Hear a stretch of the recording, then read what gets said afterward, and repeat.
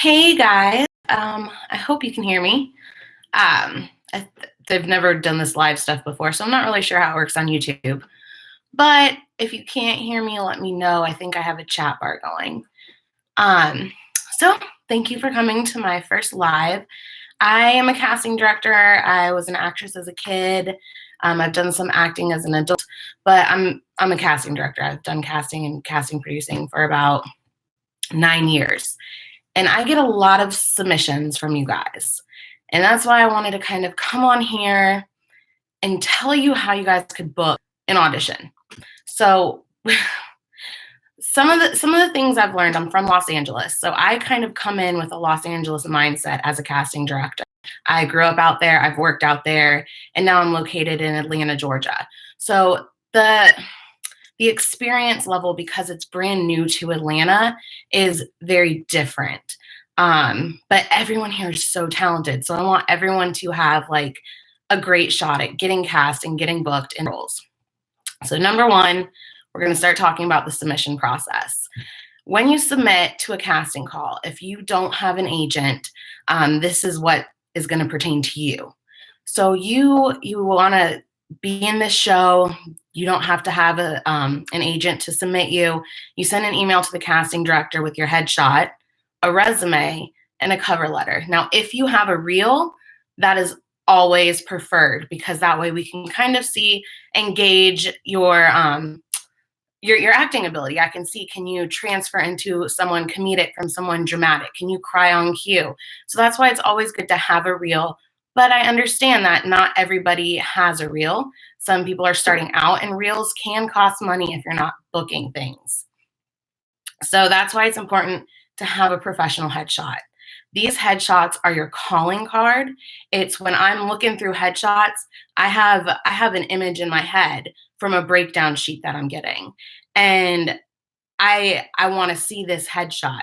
I get submissions of selfies, which, for some reality, that's totally fine. But if you're trying to get serious as far as, doing scripted work, commercial work, you don't want to use a selfie unless it's requested. And most of the time, it's not going to be requested. I have gotten submissions with people half naked, swimsuit pictures. I've gotten the car selfie pictures. All of these submissions are not something you want to send to a casting director, not unless they're requesting a bikini shot or, to showcase your abs or something.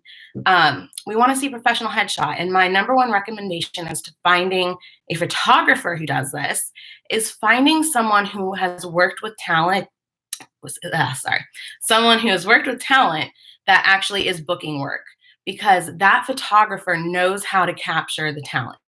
That's the number one thing, because when we're looking for this look, if you send me a picture where it looks like you were in your car and you were trying to take this like sexy Tinder photo, no, that you're just going to either be considered an extra, reality maybe, I'm just going to go right on by you.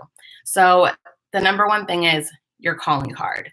Look the way you want as far as cast type.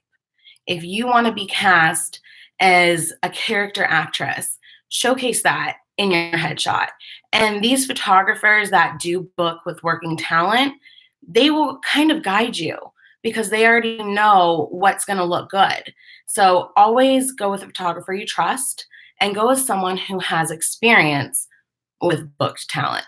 So they are pricey. I know sometimes you can get some deals, but if you're serious about your career, that's pretty much the only expense you're going to be paying for it. So headshots. When you submit an email to a casting director, I have been very detailed as far as in different posts, whether it's on Backstage, even in groups on Facebook, saying like, this is what you need to put in the email. I want your name, whatever it is that I'm asking. And I'll get emails that are just a photograph. I don't know who this person is. I don't know where they're from. I don't know their contact number, even if I wanted to work with them or bring them in for an audition. So that is like your number one thing you want to have, is answering the casting director's questions. So if they're saying, give me your name, your age, your gender, your city, tell me about yourself, don't just send your name and a photograph. Or don't just say, I want to work in Atlanta, or I want to work on this show. Here's my picture. That's not what I'm asking for. So if you clearly can't read the directions the first time, how am I going to chance that you're going to be able to handle directions on set if the director is to ask you something? So that's always really important. And that's something we kind of always look for as well. So I did have some people ask me some questions about kids. And as far as children actors go, these days, teens mainly, but kids are trying to look older than their age. I have had people walk in, they're auditioning for a 14-year-old role.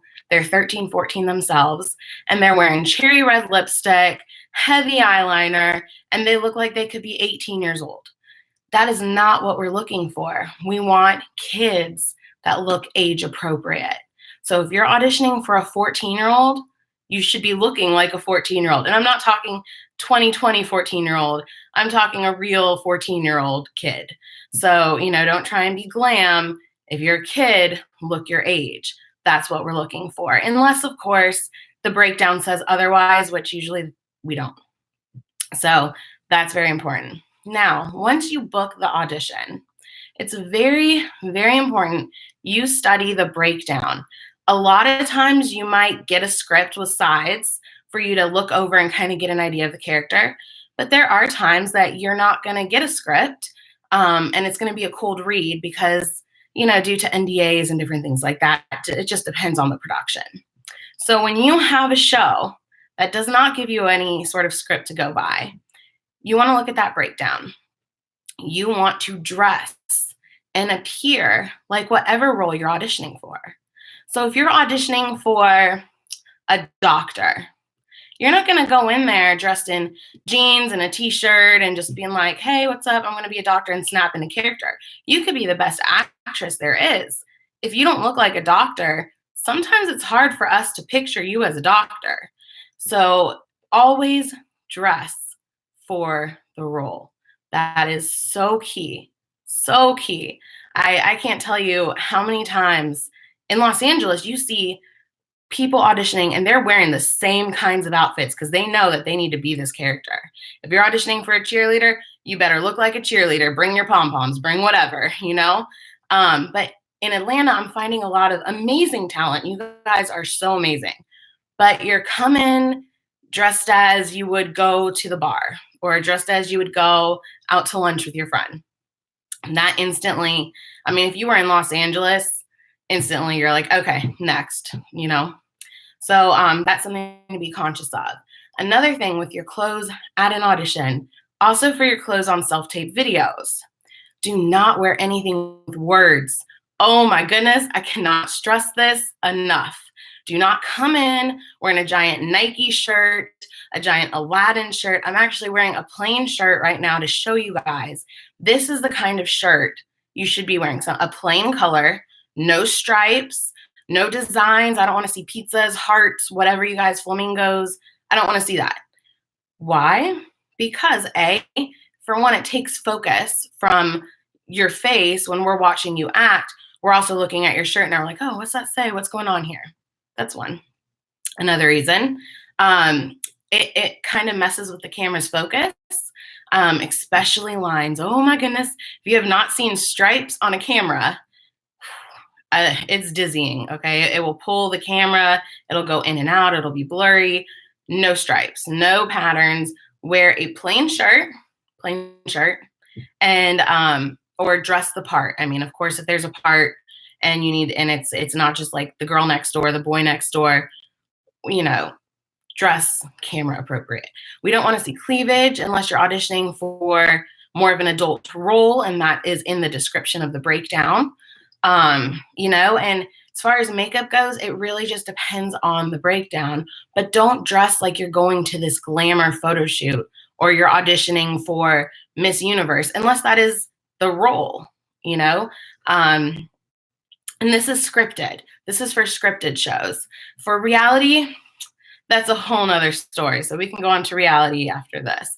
But for scripted, commercial, any kind of series that you're trying to get into, you want to look the role, or at least wear a plain solid color shirt. You want to go to something, or it could be a solid color dress, that's totally fine, but you want to wear something that complements your skin color, something that brings it out. So now that brings me to callbacks.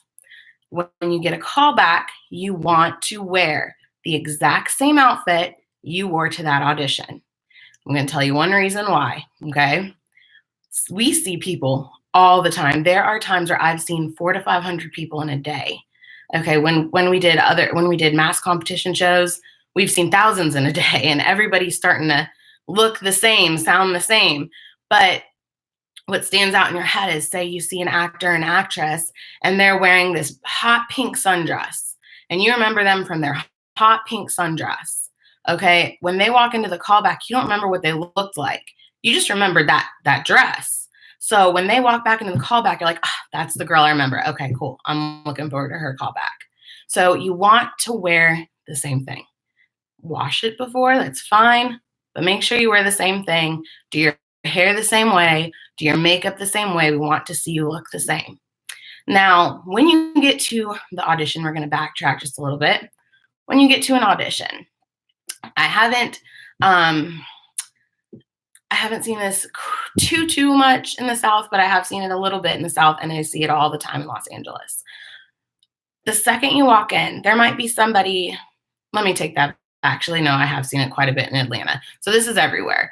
But the second you walk into an audition, you don't know who works for the production company and the casting company and who is actually auditioning sometimes, or who might just work for the building or whatever. So you want to treat everybody with respect, and you don't want to be that one person that is talking everyone's ear off. For a few reasons. One of the main reasons is a lot of people are trying to get in their zone. They want to book this audition just as bad as you do. So even though they might be nice and chat it up with you, everybody in the back of their head at the audition is wanting to get into this zone. They want to get into the role. So let everyone get into the role. You yourself get into the role. If you are a parent, don't be that stage parent that is directing their child. You do that before you hit that audition. The second you open the door, just to fill out that paperwork, before you're even in front of the producers and the casting directors, you are being watched. There might be somebody that we might have a PA out there watching how people are treating other people and reporting back. You're not going to know. We're not going to tell you that. So you always want to be prepared. Don't be directing people left and right. Don't be that loud person. And another reason is because when we are auditioning people, we don't want to hear anybody in the other room while we're auditioning an actor. We want to focus solely on that actor. We want to give that actor its time to shine. So you don't want to be that person we hear in the back just going off. I've had that a few times recently, and you just don't want to be that person. So once you get this audition, you walk in the door, you're on stage. You fill out that paperwork, treat everyone with respect, stick to yourself. Parents, I suggest bring a book, read whatever you do. If your kid needs help, that's totally fine. But, try to not be that stage parent that's directing the kid left and right and kind of making a scene. We all know those kinds of parents. So don't do that. If you need to do that before you hit the audition period. Okay. Once you walk in and you're actually in front of the casting director, you want to do something called a slate. Okay. A slate is, they usually tell you what information they're looking for, but a standard slate is your name, your age. If you are older than 18, just say I'm older than 18 or I'm older than 21. You don't necessarily have to say your exact age, but if you were younger than 18 or 21, please say your age. And then you want to say the role you're auditioning for and your contact number. Then if they want any additional information, I've usually told them if, certain directors, they want, height and weight. I personally, unless it's asked by the director, I'm not going to ask you for that. That's fine. I can see the range and everything. No, we're good. So make sure you know what a slate is. Because if you just walk in and you're like starting ready to read, we're going to be like, whoa, hold up. We need to get you on camera. We need to get who you are, because once you leave that room, even though you filled out paperwork that says who you are with your headshot, a lot of the times actors don't look exactly like their headshot. They'll wear their hair a different way, which I don't recommend, by the way. Wear your hair the way your headshot is to the audition. But we'll be looking through these headshots and we're looking for this person and we can't remember their name and they don't look like their headshot. So you always have to slate. You always have to be on camera. So then once you get this callback, you are going to be up against people that some look exactly like you, some don't. It depends on if the director is having a range that they're looking for. Sometimes directors don't have an idea of the exact image they want, so they're open to seeing different races. They're open to seeing different, usually age groups is the same, but sometimes they'll flex with that as well. So when you go in there, it's go time, be that character. You don't have to always remember the lines the second you get a cold read, but if you can, that's great. And another important thing is to stay in character. So if you forget a line or you stumble over a line, you need to kind of just keep going with that. It's really important. That way we can see how that character would handle. I mean, you're an actor. So as a human being, you would detour the conversation a different way. We want to kind of see how you do that as well. So sometimes you come into the casting room and you have 15 minutes with the casting director. They're asking you all kinds of questions. We're throwing different roles at you. We're trying to see improv, different things like that. And sometimes you're literally in there for maybe 2 minutes and that's it. When you're in there for such a short time, don't get discouraged. Don't think, oh my God, they hate me. Just sometimes we really don't have time to spend 15 minutes with you. And we'll see, we like what we see. We got enough. And I've cast many people that's been in the room with me for 3 minutes. So that's always important, is just to, go on the audition. And I always, as a kid, when I was acting, and people I talked to and people I've given advice to over the years, I always tell them, don't make the audition the biggest point of your day. You want to make it a fun point of your day, but you want to do something after to kind of take your mind off of it. So that way you're not beating yourself up like, oh my God, I stumbled over this line, or oh, I should have done this better. We all are our worst critics. Don't do that. So don't make it your main part of your day. Just make it a fun part of your day. One of the best tips that was ever given to me was actually a woman when I worked at Tyler Perry Studios. I was talking to an actress over there, and we were just chatting it up about casting and roles she's auditioned for. And she told me that when you step out into an audition, that is your stage. And it's so true. When you get there, you might read that role one time only, but you're reading that in front of people. And that's your one performance. Just like if you were to go back to high school and you were doing a high school play, sometimes those kids only get one show, or you're doing one showcase. Well, this is that one time. So put your all into it. Have fun with it, because that's what acting is about. Acting is real magic. It is as close to real magic as you can make, because you are making things happen. Emotions happen to people watching you, and you're becoming a different person for this character. And you want to do justice for this character, whether it's a comedic character or a serious character or a thriller. It's about having fun, but being believable. A lot of the people that I've cast, they just have fun with the roles. There's been so many times where I've walked out and I've been in the audition room. People don't know who I am. I'm just like going to grab some water or something like that. And you see these people so tense and so nervous. And I understand nerves. Trust me. Oh my goodness, I have gotten nerves so much in my life, especially, when you're auditioning. Like, that is very nerve-wracking. I get that. But try and relax, because when you're nervous, it's going to come across that way, and then you're going to beat yourself up. You don't want to do that. So some of the most important things, I feel like, I don't want to make this a crazy long video. I know y'all are hopefully enjoying your quarantines. But when you audition, dress the part. When you submit, Make sure you answer every question the casting director is asking you in that submission. Do not just say your name in the photo. Do not just send a photo. Please don't say stuff like cast me. I've had things like, uh, yo, I want to be on this project, man. Hit me up. Like, no, no, no. This is a professional industry. We do have a lot of fun. I wouldn't have it any other way to be working in the industry, and I'm very thankful I'm working in it. But come on, really, that's not professional. This is a professional industry. Let's keep it professional here, okay? So make sure you answer it. Dress the part. I can't tell you. I have to keep going back to this because my last audition we did in person with people, I saw probably like over the course of 3 weeks, several thousand people. And maybe four, it might even have been less than four. Like it might have been two, but we'll go with four. They were the only ones dressed like the role. And I literally commended them and I was like, thank you. Because if you're in Los Angeles, you come in with stripes on a t-shirt and you might look cute. We're not even gonna look at you. We'll let you read and then that's it. Okay, next. You don't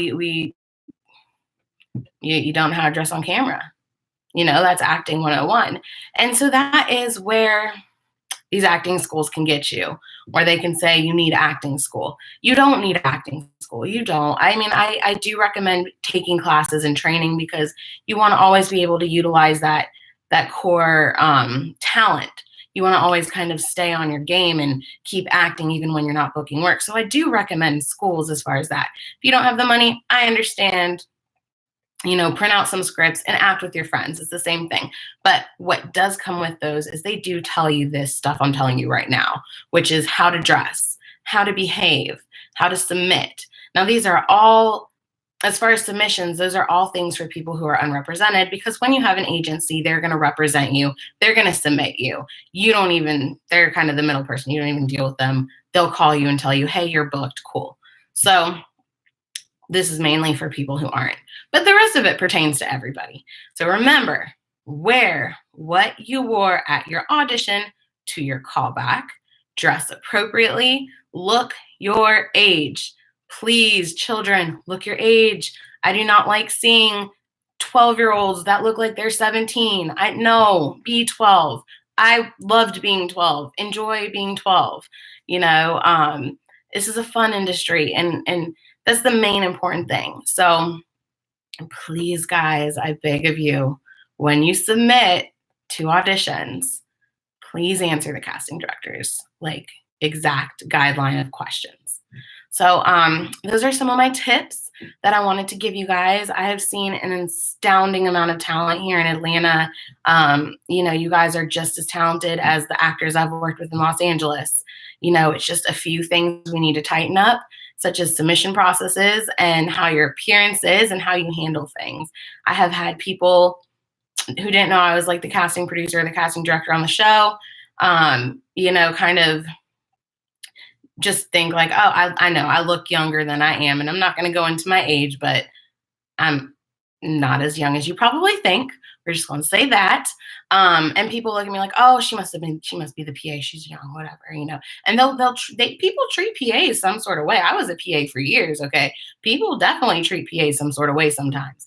So they'll kind of give you an attitude and then you kind of sneak back into your office room waiting for the next person. They walk in and they're stunned. They're like, wow. Okay. Wow.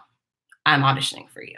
So make sure you treat everyone with respect. It doesn't matter if it is the doorman. You want to be on your game. Nobody likes working with divas. I have had some of the most talented people audition for me, and they were so hard to work with, or they gave attitude in the audition, or they gave attitude in the room that I overheard, or, some sort of something like that. And I won't cast them. I don't care how good you are. I'm not dealing with a diva that's going to cause drama on set and give the ADs and the PAs and the coordinators and the supervisors headaches. No, I'm not even going to do that because being in film and TV, it's a fun experience from the entire process, super stressful for us working on it, but It's so fun and so rewarding. And with all the added stress from the long days, the last thing I want to do is put a diva in a role that is going to treat people badly. So make sure you stay up on your game, treat people well, dress the part, listen to all the submission guidelines. And with those tips, you should actually be a lot more successful in booking these auditions, getting bumped up from being a backgrounder to having some lines. Now, how you get an agent? That's a really good question. Agencies, some of them will take talent that has no experience. Some of them expect some sort of like referral letter. For the ones with a referral letter, you want to reach out to somebody that you've worked with. If you haven't booked any shows, you don't have any directors, and your Rolodex is totally normal, reach out to somebody that you maybe took a class with. If you've taken any acting classes, get them to write a letter of recommendation. If you took drama in high school, get your high school drama teacher to write a letter of recommendation.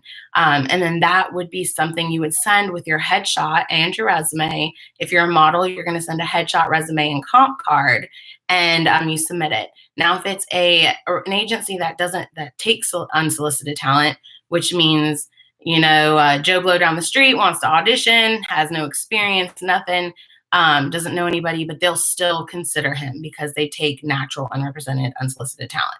So for those agencies, you want to submit a headshot, resume, comp card, and a cover letter. These are the most important things, is a cover letter. Explain to them what kind of roles you see yourself in. Explain to them who you are.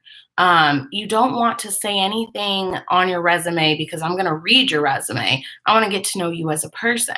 So make sure you just, do a cover letter, a headshot. And like I said, when we go back to those headshots, no selfies.